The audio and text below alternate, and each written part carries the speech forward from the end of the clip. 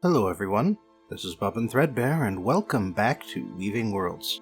So in a few previous videos, I've made a distinction between setting genres and story genres, and if you're creating a speculative fiction setting, it's important to understand the difference. A setting genre is a way to define the background and setting of a story, while a story genre is a way to define the story itself, based on how the plot goes.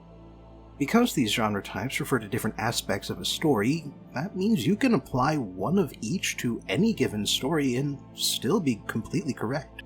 That means you should never think of science fiction or fantasy as words that limit your story options, because what they really do is expand them. Mixing and matching.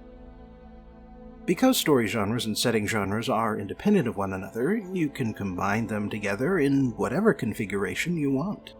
Perhaps when I say the words fantasy novel, you think of something like Lord of the Rings and a story that includes powerful magical artifacts, an epic journey into darkness, and vast armies of good and evil clashing on the battlefield. But that's just one kind of story you can tell using the fantasy genre. You could also tell a story about a squad of orcs that get conscripted and taken away from their home village and are forced to learn how to fight in the evil army when they'd much rather go back home and hunt in the nearby forest. You could tell a story of political intrigue about all the nobles and courtiers in the human nation trying to get as much land and resources as possible after they win the war against the forces of darkness. Or you could create a romantic comedy about a couple of hobbits who get caught up in the wake of an adventure, when all they really wanted was to find a quiet place to have sex. You should never let your setting limit the kinds of stories you want to tell, and you should never listen to anyone who tells you otherwise. Speculative fiction genres. I've said this before, but the term speculative fiction applies to every genre whose setting includes the question, what if? What if robots were fully sapient but limited in what they could do thanks to 3 laws that are built into their programming? What if humans discover faster-than-light travel in the next few decades, and then spend the next several centuries expanding into the galaxy? What if people lived in a different world where magic is real, evil is personified, and a few brave and powerful heroes can change the course of history? What if the Black Death wiped out 90% of Europe, and so the dominant regions in future eras become the Middle East, India, and China? Now, something to note about all of these what-if questions is that unless they directly contradict one another, they are fully compatible. You could have a setting where robots were brought to the first human colonies in space, or maybe an evil god created the Black Death, and if a powerful hero defeats the god, the disease will stop spreading. You could have a fantasy setting that features robot-like constructs that can think for themselves, or an alternate history where Leonardo da Vinci invents anti-gravity, and so the Age of Sail takes place throughout the solar system. However, I do have one word of warning to give you. Keep the speculative elements of your setting as simple as you can. When you add a dozen different changes on top of one another, you'll certainly get a unique and interesting setting, but you'll also have a dozen different things you need to explain to your audience before you can begin telling any of your stories. Of course, if you're a good storyteller, you can weave in these explanations as the story progresses, but overall, you should avoid adding speculative elements to your story unless you can put them to good use. Historical genres. Another variable your setting can have is the time period it takes place in, whether it be a historical time and place, an alternate history time and place, a future time and place, or a completely fictional world that mimics a historical time and place.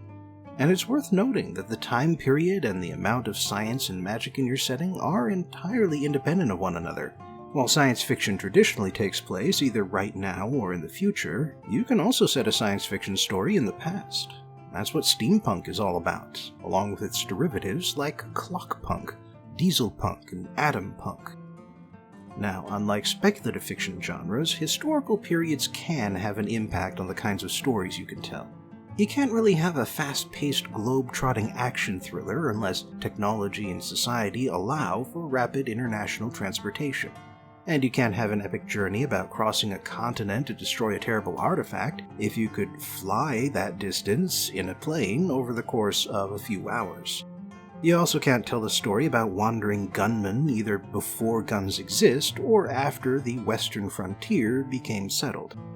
When you use a setting that isn't based directly on Earth, you do get to enjoy some leeway, especially if you use magic to substitute for technology in certain areas, but ultimately, your choice of historical time period is going to have a big impact on your story variety.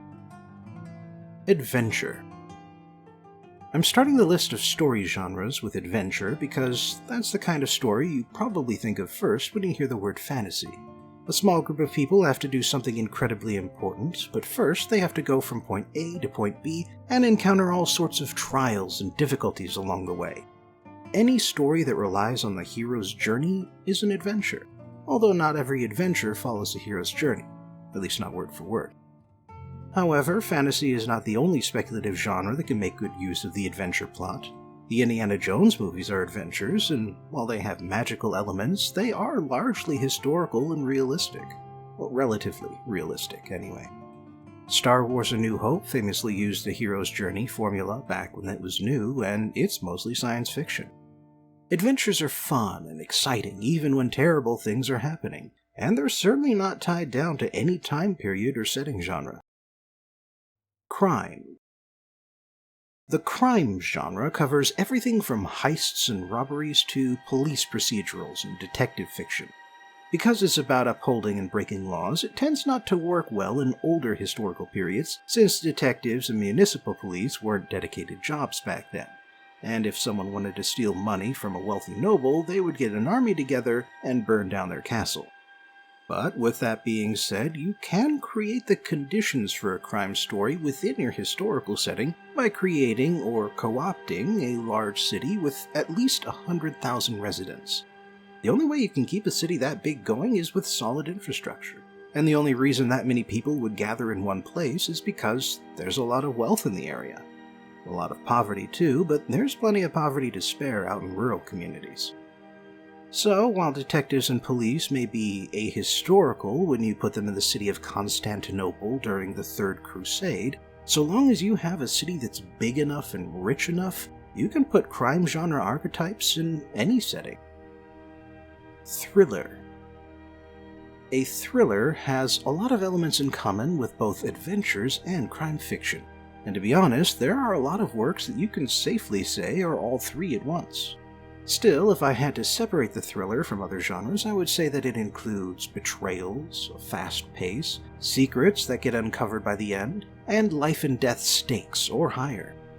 Thrillers are a very modern genre, having developed within the last few decades out of action movies and crime fiction. However, you can set a thriller in just about any time period.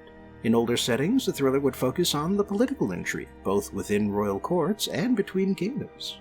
You could make the argument that Shakespeare's Richard III is a thriller, although the pacing is not quite snappy enough unless you make a few edits. Future time periods can also be good settings for thrillers, although there is a certain claustrophobia to the genre that makes it less suitable for frontier settings like the Wild West or a new planetary colony. War. War stories are tricky things. The modern war story is only about as new as modern warfare, World War I and later.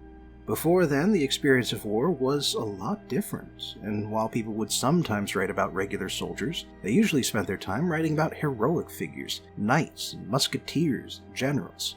And while you can write a story about a regular soldier who was there to watch the walls of Constantinople fall to Turkish cannons, you won't get the full experience of a war story unless the war takes place in the 19th century or later, or whatever the equivalent technology level is in your setting.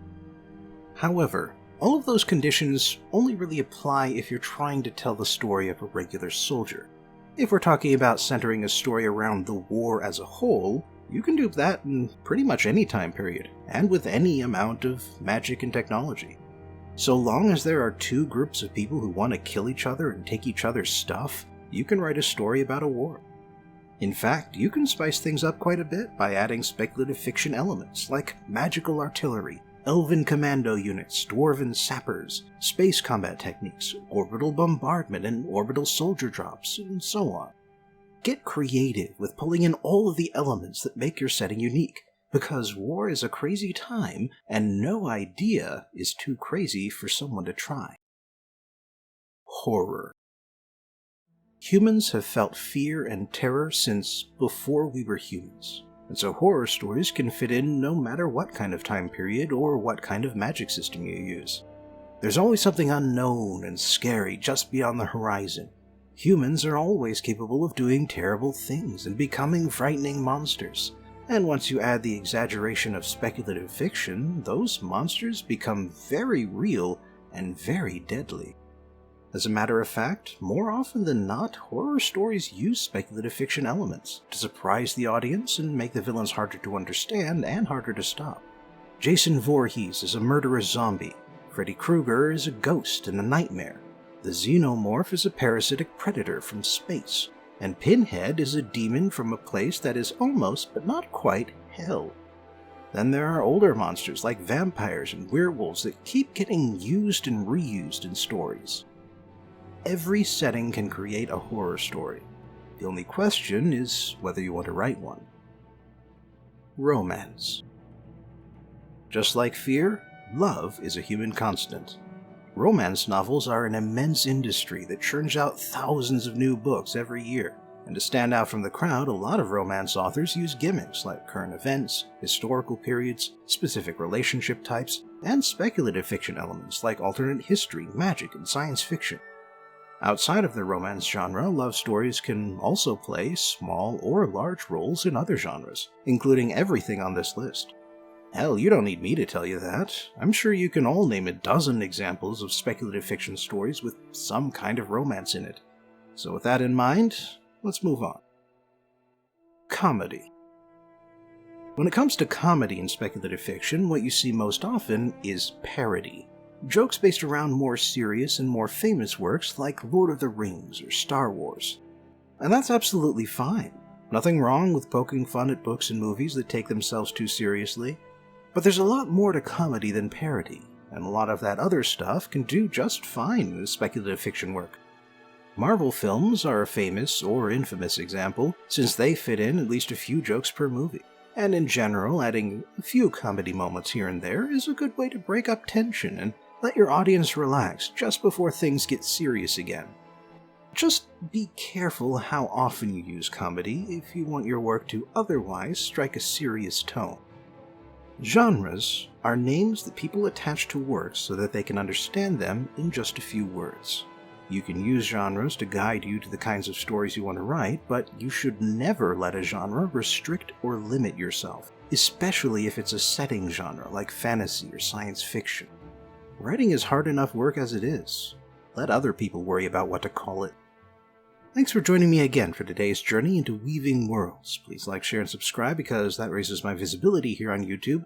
Check out my other stuff if you have some time, support me on Patreon if you have some money, and I hope I'll see you again for the next video.